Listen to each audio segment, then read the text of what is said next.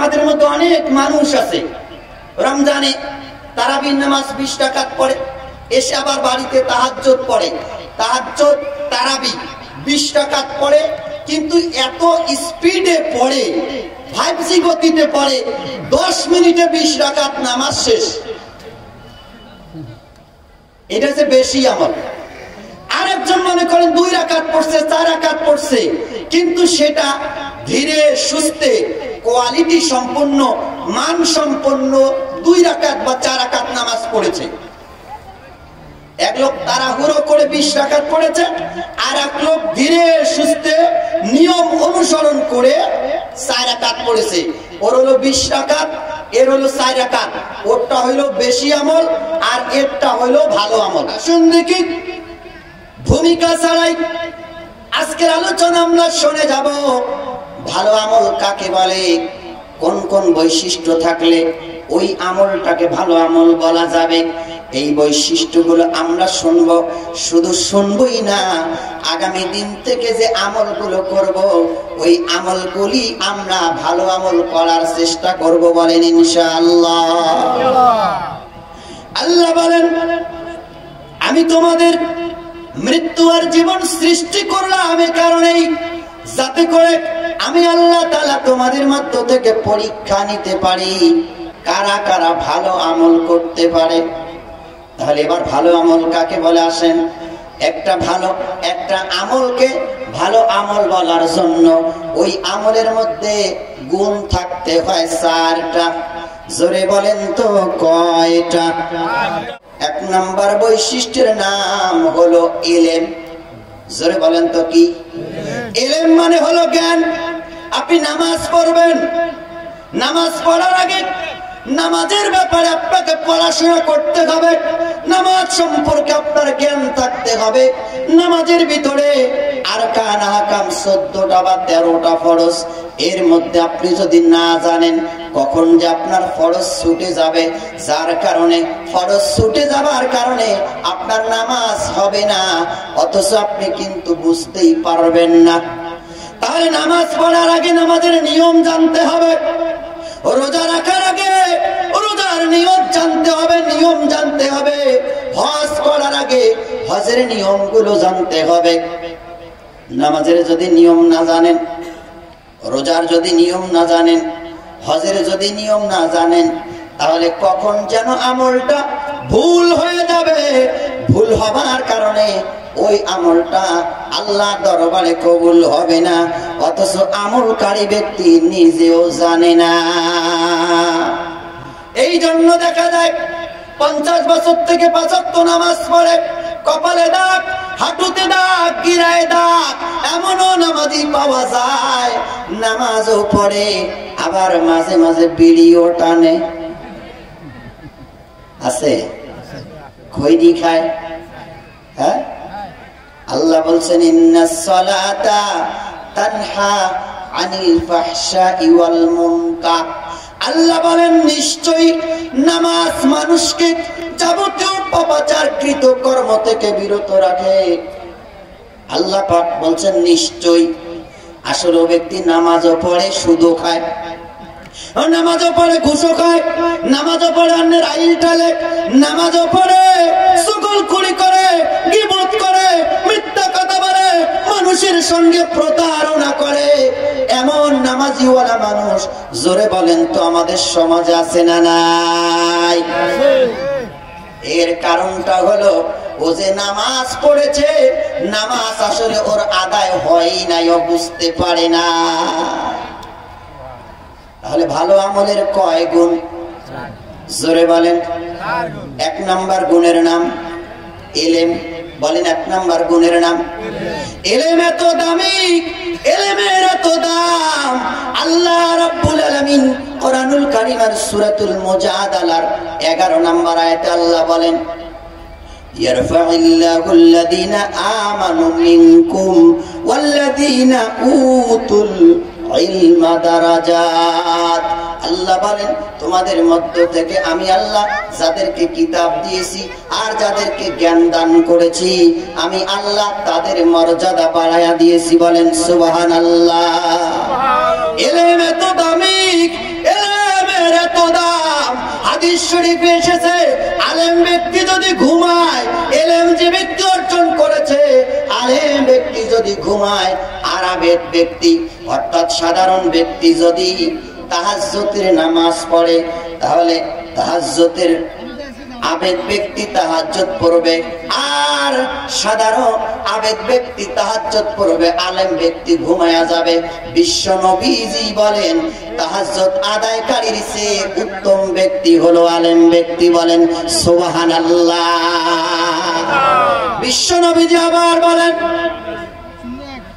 ইলম যারা অর্জন করতে যায়, এই যে মাদ্রাসায় যে সকল ছাত্র ছাত্রী ভাই বোনেরা সকালবেলা উঠে মাদ্রাসায় আসে, হাদিস শরীফে এসেছে তলবি ইলম যখন রাস্তা দিয়ে হেঁটে যায়, আল্লাহর নূরের ফেরেশতারা এই ছাত্র ছাত্রীদের পায়ের নিচে নূরের ফেরেশতারা তাদের পরগুলো বিছায়া দেয়। ইলমের এত বেশি দাম, ইলম অর্জনকারী ব্যক্তি যারা হবে, ইলম অর্জন করার জন্য যারা যাবে, ওই অবস্থায় যদি মৃত্যু হয়ে যায়, আশা করা যায় ওই অবস্থায় তলবে ইলম অবস্থায় মারা যাবার কারণে আল্লাহর আদালতে কিয়ামতের ময়দানে মুক্ত হয়ে যাবে। বলেন সুবহানাল্লাহ। তাহলে ইলমের এত বেশি দাম। আল্লাহ পাক আবার বলছেন ফাসআলু আহলাদ যিকরি ইন কুনতুম লা তা'লামুন। সূরাতুন নাহলের 43 নম্বর আয়াত।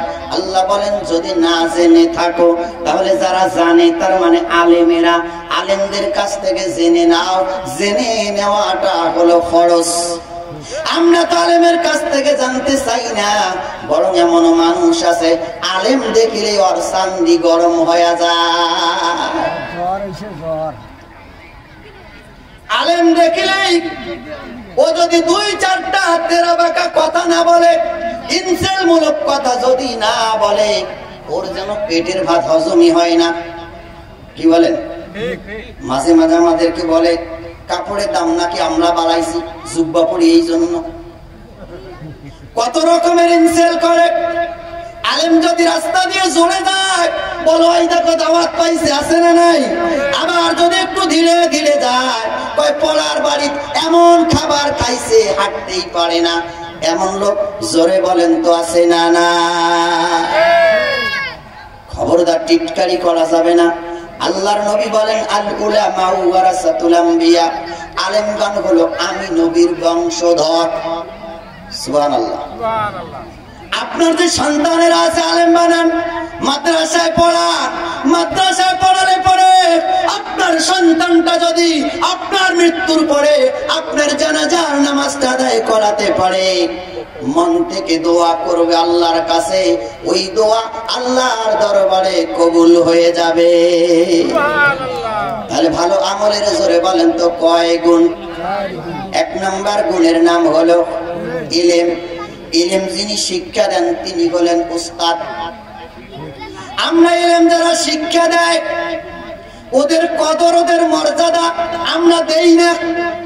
বাড়িতে এসে ইংলিশ পড়ায়, বাংলা পড়ায়, গান শিখায়, ডান্স শিক্ষা দেয়, এমন শিক্ষকদের বেতন আমরা মাসে আসে 12 দিন টাকা দেই 3000 5000।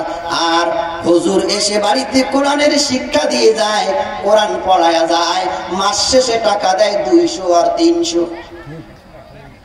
হ্যাঁ প্রিয় ভাইরা আমার, ইলম অর্জন করুন। ইলম যিনি দান করেন তার সম্মান দেওয়া শিখুন। কেননা কিয়ামতের ময়দানে আল্লাহর আদালতে যখন কোনো উপায় থাকবে না, একজন আলেমের সঙ্গে ভালো সম্পর্ক থাকার কারণে আশা করা যায় কিয়ামতের ময়দানে আল্লাহ তাআলা মাফ করে দেবে। সুবহানাল্লাহ। তাহলে আল্লাহ বলছেন ভালো আমল, বেশি আমল চাই নাই, আল্লাহ চেয়েছে ভালো আমল। এবার আরেকবার বলেন তো ভালো আমলের কয় গুণ? 1 নম্বর গুণের নাম ইলম। 1 নম্বর গুণের নাম ইলম আসে 2 পথে, একটা হলো কিতাবুল্লাহ আর একটা হলো রিসালুল্লাহ। কিতাবুল্লাহ মানে হলো আল্লাহর কিতাব, আল্লাহর কালাম। রিসালুল্লাহ মানে হলো আল্লাহর মনোনীত ব্যক্তি, নবী আর রাসূলগণ। নবী আর রাসূল তো এখন নাই। সাহাবায়ে কেরামগণ প্রশ্ন করেছিলেন, হুজুর আমরা তো ধন্য, আপনাকে পেয়েছি, আল্লাহর কালাম, আল্লাহর কিতাবগুলি আপনি শিক্ষা দিয়েছেন, আল্লাহর কিতাব, আপনাকে দেখে দেখে আমরা আমাদের জীবন পরিচালনা করছি, কিন্তু এমন একটা সময় আসবে যখন তারা আপনাকে পাবে না, তাহলে তারা কিভাবে আমল করবে, কেমন করে চলবে? আল্লাহর নবী বলেছেন, ও আমার সাহাবীরা, আমি থাকবো না, কিন্তু পৃথিবীতে আমার হক্কানি আলেম যারা থাকবে, উলামায়ে কেরাম যারা থাকবে, ওদের কাছ থেকে শিক্ষা গ্রহণ করে যদি জীবন পরিচালনা করে, আশা করা যায় ওরাও কিয়ামতের ময়দানে মুক্তি পেয়ে যাবে। তাহলে ভালো আমলের 4 গুণ। 1 নাম্বার গুণের নাম ইলম, 2 নাম্বার গুণের নাম হলো বিশুদ্ধ নিয়ত। কি নিয়ত? জোরে বলেন। নিয়ত যদি ঠিক না থাকে, যত টাকাই দান করেন আল্লাহর দরবারে কবুল হবে না। নিয়ত যদি ঠিক না থাকে, বিশ্ব নবীজি বলেন, ইন্নামাল আমালু বিন্নিয়াত। নবীজি বলেন, বুখারী শরীফের প্রথম হাদিস, আল্লাহর নবী বলেন, নিশ্চয়ই সমস্ত কাজের ফলাফল নির্ভর করে নিয়তের উপরে। নামাজ পড়ে মানুষকে দেখাবার জন্য, আছে মানুষকে বলে বেড়ায় আমি 5 ওয়াক্ত নামাজ পড়ি, আমি তাহাজ্জুদ পড়ি। দান করে মানুষকে দেখাবার জন্য, এমন লোক জোরে বলেন তো আছে না নাই? নিয়ত যদি গরমিল হয়ে যায়, নিয়তে যদি ভেজাল হয়ে যায়, ও যত বড় আমলদারি হোক, যত বড় আমলকারী হোক, কিয়ামতের ময়দানে আল্লাহর আদালতে মুক্তি পাবে না, জাহান্নামে চলে যাবে। আল্লাহ বলছেন, ফাওয়াইলুল লিল মুসাল্লিন। আল্লাহ বলেন ওই নামাজীরাই জাহান্নামে যাবে। নাউজুবিল্লাহ। কারা? যারা মানুষকে দেখাবার জন্য নামাজ আদায় করে, লোকে বলবে নামাজি, এই জন্য নামাজ পড়ে।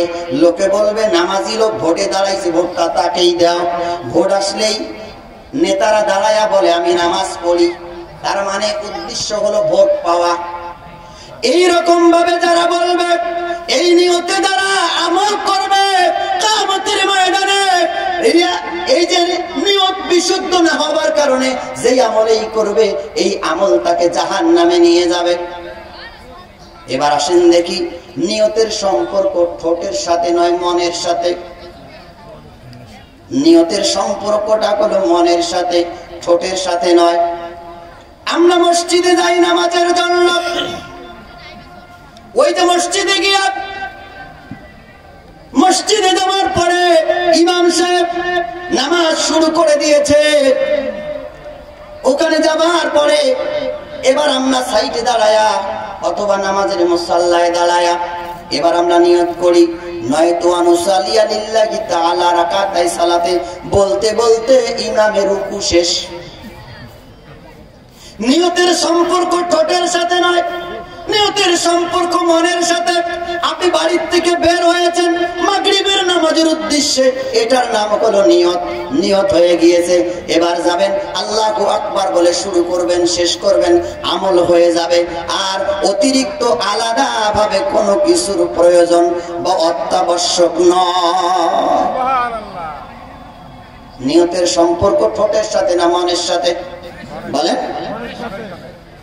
নিয়তের সম্পর্ক ঠোঁটের সাথে নয়, নিয়তের সম্পর্কটা হলো মনের সাথে। আসুন দেখি, আল্লামা কামালউদ্দিন দামিরি রাহমাতুল্লাহি আলাইহি তার হায়াতুল হায়ান নামক কিতাবের ভিতরে একটা ঘটনা উল্লেখ করেছেন। এই নিয়ত বোঝাতে গিয়া তিনি একটা ঘটনা উল্লেখ করেছেন। সাইয়েদনা আবুল বাশার আদম আলাইহিস সালাম, আমাদের পিতা, আমাদের আব্বাজান পৃথিবীর জমিনে যখন প্রথম আসলেন, আল্লাহ নবী যখন পৃথিবীতে আসলেন, আদম আলাইহিস সালাম, আর পৃথিবীতে আগমনের এই সংবাদটা চতুর্দিকে ছড়িয়ে পড়ল, তামাম জগতের মধ্যে ছড়িয়ে পড়ল। সাইয়েদনা আদম আলাইহিস সালাম পৃথিবীতে আগমন করলেন।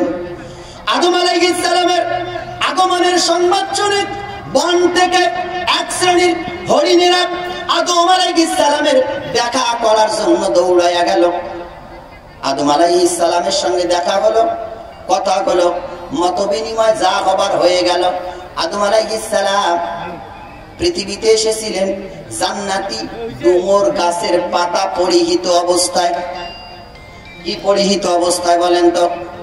ডুমুর গাছের, জান্নাতি ডুমুর গাছের পাতা পরিহিত অবস্থায় হযরত আদম আলাইহিস সালাম পৃথিবীর জমিনে আগমন করেছিলেন।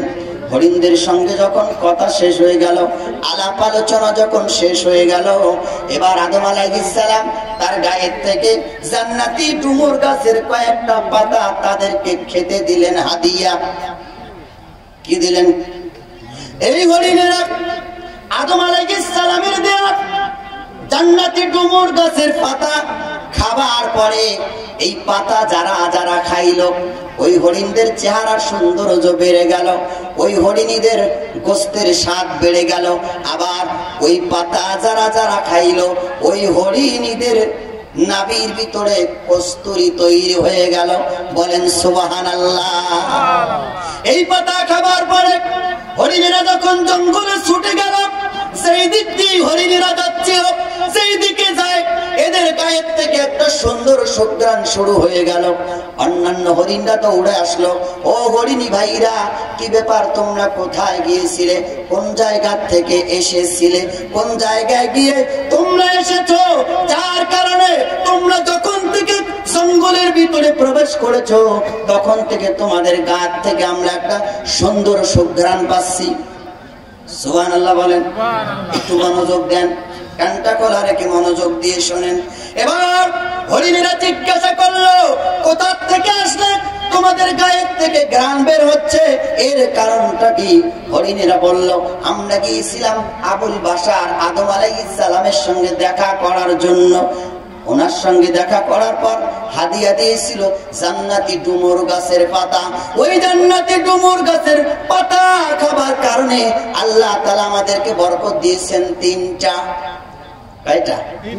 দেহের সৌন্দর্য বেড়ে গেল, গোস্তের স্বাদ বেড়ে গেছে, আর আমাদের নাভির ভিতরে আল্লাহ তাআলা কস্তুরী তৈরি করে দিয়েছে।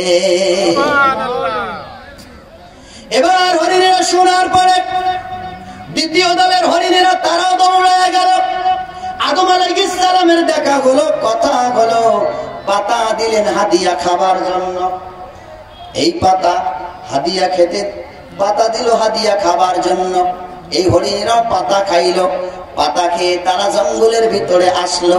এদের দেহের সৌন্দর্য বৃদ্ধি পাইল, গোস্তের স্বাদ বৃদ্ধি পাইল, কিন্তু এদের গায়ের থেকে সুন্দর ঘ্রাণ আর বের হচ্ছিল না। হরিণীরা বসে গেল, কি ব্যাপার? ও হরিণ ভাইরা, তোমরা যেই নবীর দেখা করলে, তোমরা যেই পাতা খাইলে, আমরাও তো ওই নবীর দেখা করে ওই পাতাই খাইলাম।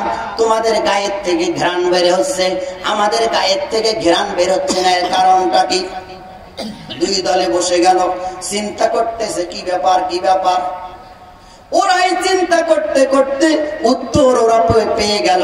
প্রথম শ্রেণীর হরিণীরা বলল, ভাইরা আমার, আমরা যেটা বুঝেছি সেটা হলো তোমাদের নিয়তেই ভেজাল। আমরা গিয়েছিলাম নবীর দেখা করার জন্য, হাদিয়া পেয়েছিলাম পাতা। তোমরা তো দেখা করার জন্য যাও নাই, তোমাদের উদ্দেশ্যই ছিল পাতা খাওয়া। কি খাওয়া? ওই যে তোমরা পাতা খাবার জন্য গিয়েছো, তোমাদের নিয়তে ভেজাল থাকার কারণে আল্লাহ তাআলা তোমাদেরকে ওই রহমত থেকে বঞ্চিত করে দিয়েছে। আর ভালো আমলের কয় গুণ? জোরে বলেন। 1 নাম্বার গুণের নাম ইলম, 2 নাম্বার গুণের নাম বিশুদ্ধ নিয়ত। নিয়ত যার সহি, আমল তার কবুল। নিয়ত যার গন্ডগোল, আমল তার কবুল হবে না, আল্লাহ পর্যন্ত পৌঁছাবে না। 3 নাম্বার গুণের নাম, ভালো আমলের 3 নাম্বার গুণের নাম হলো ধৈর্য। জোরে বলেন কি? জোরে বলেন। আল্লাহ বলেন, ইয়া আইয়ুহাল্লাযীনা আমানুস্তাঈনু বিস-সাবরি ওয়াস-সালাহ ইন্নাল্লাহা মা'আস-সাবিরিন।